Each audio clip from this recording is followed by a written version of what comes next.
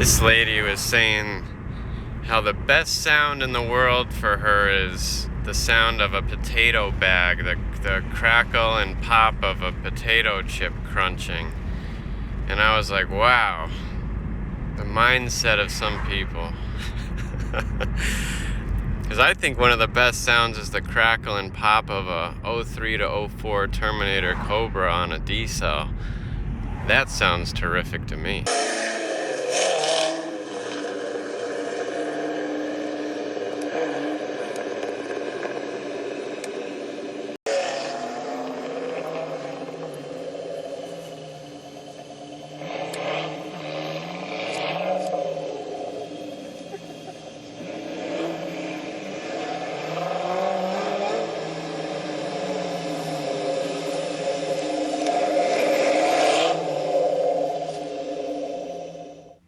Need I say more? The sound kind of speaks for itself.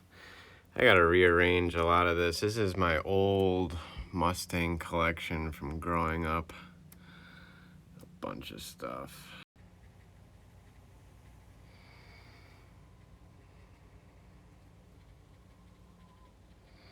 Well, that'll be for another. Alright, so I'm gonna be changing the spark plugs. I think I have everything I need, but if I need something, we'll address that. But so far I got, socket for the spark plug, I got a couple swivels, some extensions, I got my wrenches, a few different ones, some screwdrivers. You need your spark plugs, of course. We're probably gonna throw in a new fuel rail pressure sensor, Allen wrenches, some water. And, of course, you need a vehicle, preferably an 03 COBRA. Oh, and I got some blankets, too, so I don't scratch anything. So let me get this hood open and see what we can... I'm going to start with the passenger side first. You're going to start by removing your cover here. But actually, first of all, we're going to disconnect the battery. I wanted to reset the battery and do a computer reset in this. Someone recommended I do that. And, yeah, we'll save the fun side for last. We'll build up our confidence with this side. So, yeah, let me tackle that, and I'll be right back. All right, with your battery disconnected, you can go ahead and take off the screws for the cover here. Quick reminder, there's 2 washers on here. Make sure you get those because someone could easily forget it, pick this up, and then the washers fall in an unknown place. And who loves having things fall in unknown places, like sockets, those 10mm sockets that love to go missing, and then they never end up being found. Then your car has maybe a sweet rattle down the road. But yeah, I'm gonna take off this now. I want to get new ones of these anyway. These are kind of corroded, and they're all right, but I'd go with a different looking one. Maybe something that says Terminator. There's your coils.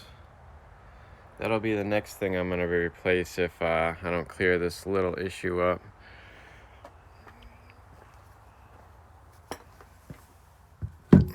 Alright, that has a rubber gasket in it. Alright, so now we're gonna get the coils out, and I'll be right back. You know what, guys? I've decided I'm gonna do this one at a time. So I'm gonna pull one coil out and then pull the plug out, gap the new one, install the new one, install the coil, take the next one out. That's just the way I want to do it. Wow, these plugs look horrible. Remember how I said on the last video the service sheet said that this was serviced 2 weeks before I picked it up and it was changed with Motocraft plugs?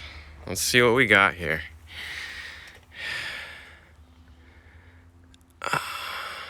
Is that an iridium plug? What the heck is this? Motocraft Yeah, these are not good for a Whipple application. I don't know if that looks like, I don't run Torco in this. I run this other stuff called Octanium or something. VP Fuel makes it. I run that sometimes. I haven't ran it in a little while since the trip back. But these don't look new at all. They don't look like a new plug, something from a couple weeks ago. This looks like it's been in there for a little while. And there's crud in the threads. It did take a little bit to unscrew this, I think. I gotta see if they're a 4-thread or a 9-thread. I know the head was updated for the ticking issue because of there's blue on the valve cover, or the head, I mean. All right, so I'm gonna gap a new plug here at 26.026, and I'm gonna throw that in there. I know you're not supposed to gap iridiums, but I was just checking the gap on these things, and it's like 0.045. So yeah, that could make the car run a little crappy at full throttle. Here's a new plug. For those that don't know, it's a TR6. I'm gonna gap this to 0.026. This is number 1, and I'm gonna repeat the process. So this is where I'm gonna be gapping to, guys. Pretty much on that line, 0.025. I'm gonna have the end of the spark plug resting right there. So it's 0.0267, in that range. Sounds like something just exploded in there. I know no one's in there. Weird. Beautiful. So I believe these are the 4-thread heads, so you just gotta be careful when you put them in. I really snug them up pretty good and really make sure these are pushed down good. These slide right out, if anyone's wondering how they come out.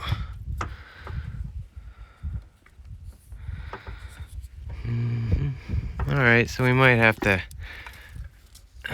leave the first one out. They might need to all come out at once.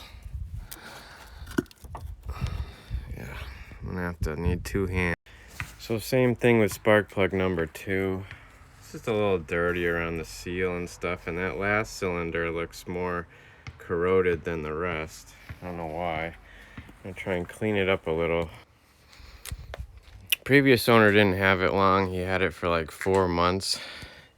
Had it trailered from Texas to Georgia, and he had the intentions of building this thing, putting a cage in it, and building the crap out of it. Over 1,000 horsepower drag car with, all raced out on the inside. But he said when he got the car that it was way too nice. There was like, it was more of a show type of car. I know it looks kind of dirty right now. Well, that's just the reflection anyway. But yeah, it's too clean of a car. It smells new inside, so why the heck would you tear it up? He made a good decision by selling it. I told him that was a good decision. Alright, I don't want to talk too much and forget where I'm at. I pulled out number 3, gotta re-gap it, the new one, and put it in. So this plug does not look good. It looks pretty wet. Not around the plug itself, but around the threads maybe as I was pulling it out. Ugh. Might have been from when there was water in there. Hate to say it's from when I washed the car, but that can happen. That's why there's rubber seals on that. And I mean, it should get hot enough in there to evaporate, but yeah. Look at that plug. How is this new? How is this a new plug? How is this new? This plug does not look new at all. So I tried to clean inside the hole as much as possible. It looks like a little water got in there. Maybe the seal on this is bad. Hopefully water didn't get in the coil. That would not be good. That's just the glue sealant. Alright. I'm gonna replace the plug and head on to the other side. Sun's getting so it looks like that water was getting in right here. I could tell on the seal down there. They didn't have they had the wires on, this was on the wires pinching. Stupid. Hopefully the coils are alright. I have a feeling I might have to replace those. So as you can see, this side is all buttoned up now. Here's your fuel rail pressure sensor, I believe. Now this side's going to be more complicated. I'm going to start disconnecting the sensors, and I'm going to be taking this out in one piece. So I was going to pull this out. Just resting on here. This is a really tight fit. Pull the bolt here, but that's just so I can get some space. I can tilt it up and down, but there must be another bolt somewhere that I'm not seeing, but I'm not gonna waste any more time. I think I can get this cover off and I think I can get it off without it. It looks tight on camera, but this isn't my first rodeo. Okay guys, at this point, I have got all the coils out. All of them, even the rear one there. I'm gonna start at the front, work my way back. I'll let you know on the plugs. Since I don't have a second cameraman, if everyone's wondering how I'm doing this, I got the first one by moving the boot this way, got this one by moving the boot this way.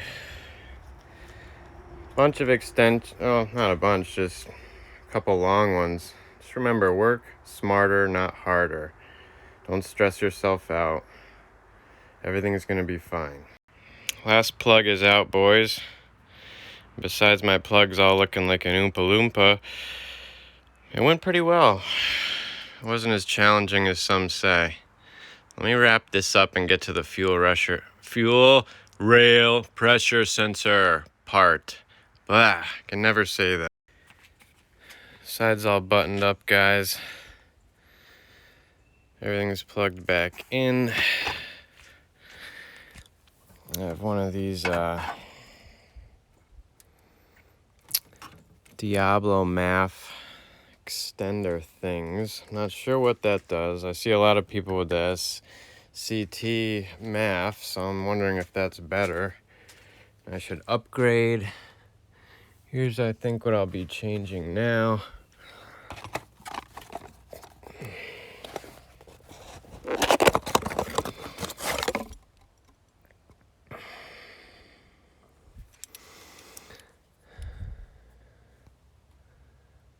Yeah, take a couple seconds to do that. Otherwise, clean motor, no rust in here. So much easier to take care of a car that's already clean with no rust. The 93 Cobra I had before this, even though it was listed as a rust-free car, I bought it online, went to get it as an investment car. I was looking to drive it for like a year or so, just to say, you know, I owned a 93 Cobra and enjoyed it, you know. Because, I mean, that was a special car too, growing up as a kid. But, I mean, when this came out, kind of, 93 Cobra, what? So, yeah, it had rust, like, I could see, like, rust starting, like, way down there and stuff on it, and inside some of the door jambs. So, and it was, like, good hidden stuff that you couldn't see in a picture. So, that stuff stresses me out, because I knew it would be have to be addressed one day.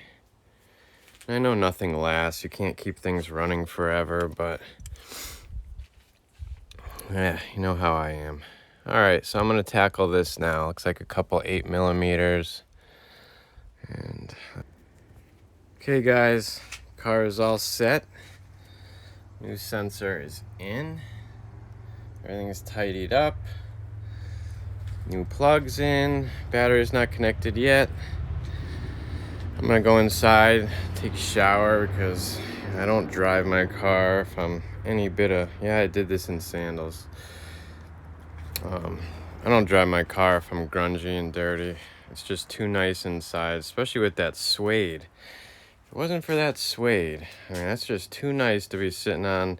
That's why I'd be so sketched out with like a mechanic working on this. And I got new ones of these coming from SVT store. Yeah. Just gonna let the hood down. I'm gonna let you guys in on a little secret. Can you see a difference right now? The hood is actually not DSG. It's the mineral gray. This car, when the owner before me, either before me or the one before that, bought the car, it came with an aftermarket hood, like a carbon fiber one, something like that. And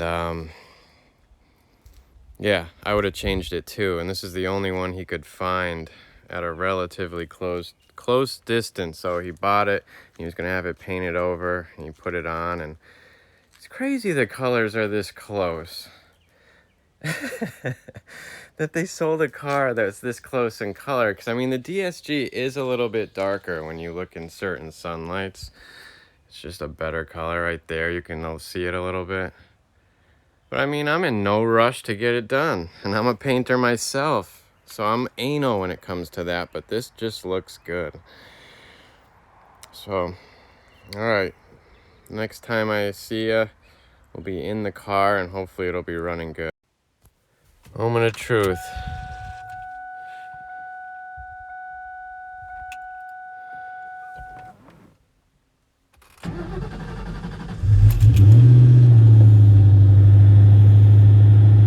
A little hesitant.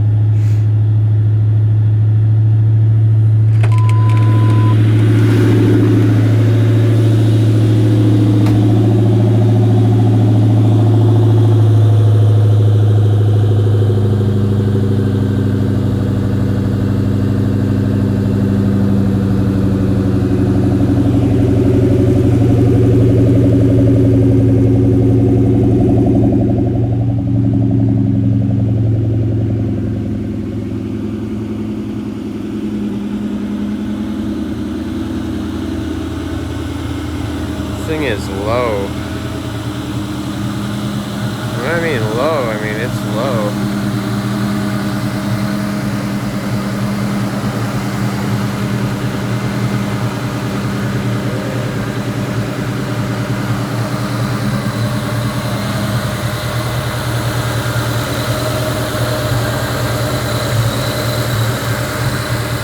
Sounds good, no leaks. I'm gonna take this car out for a drive in a few minutes, but I just gotta move it for now. Alright, so it seems to be idling about the same as it was before. Does that like little bloop thing every once in a while. Which I mean, it sounds okay from the outside. It's still warming up. I just started this about 60 seconds ago. I gotta bring my son home. Or not, well, back to his mom's between places. So I'm gonna see how it runs. Check back with you in a few. So first impressions so far, it feels a little hesitant. It's still warming up. This is probably a minute after I pulled out in third gear. And I don't know if it's because I reset the battery or it's just not used to this plug gap. You know, 0.026. I'm not gonna even try and get on it a little bit. Alright guys, the last part of the video did not make it in. It's a long enough video as it is, but pretty much I got on it a little bit.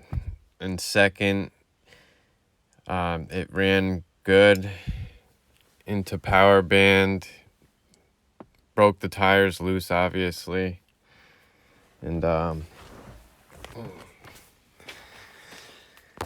yeah, it broke the tires loose and got into third, and it started to boost up pretty good, but I didn't really get on it too hard. I was already home. But yeah, other than like the idling being a little funky, like when you first start it and stuff, and like the low throttle bogginess, but that could have been the computer trying to learn. You gurus can answer in the comments below if there's supposed to be a learning process. Maybe I wasn't even supposed to get on it a little bit. Who knows? Because my total drive time, you know, to bring my son home was I don't know, 15 minutes, if that. I mean, it's not long at all.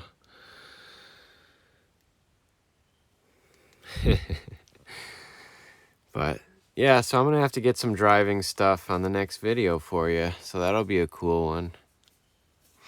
I think something I mentioned in this video was you know what my dad said to me when I brought this car home, or actually when I told him I was going to buy this one and selling the other one, and it was a quick decision. I can't wait to tell that story. He pretty much praised me. He's a very negative guy. He's very negative. I get my negativity from him. He's always pessimistic about things. And he said, you made a very good decision getting rid of that other car and getting this. He's like, this one looks, you know, mean. You know, this one's, you know, more of a car. I was surprised hearing him say that because, you know, he was a Fox body guy. But yeah, and I was telling him, I was like, yeah, he started laughing because when I came home that night, it was like 4 a.m. I'm like, yeah, you gotta be a man to drive this car. Just the transmission, the clutch pedal, everything is just, it's very robust. That T56, that beautiful transmission. This right here. Love it. Even in neutral, it takes effort to move it. I mean, it's a sturdy transmission. The clutch pedal's heavy, especially with the center force in it. And I think I was mentioning something about the gas pedal being even hard to push down, or harder than most. As you go, it gets harder. Oh, it's weird to say it. The more you push the pedal down, the harder it gets, it seems. It's crazy. And I just noticed that now because it dawned on me how I never really get on this. I've never really put the pedal to the floor on this before, so I think the next video is going to be interesting. It's time. I think it's time. But till next time, I'll talk to you later. Thanks for watching.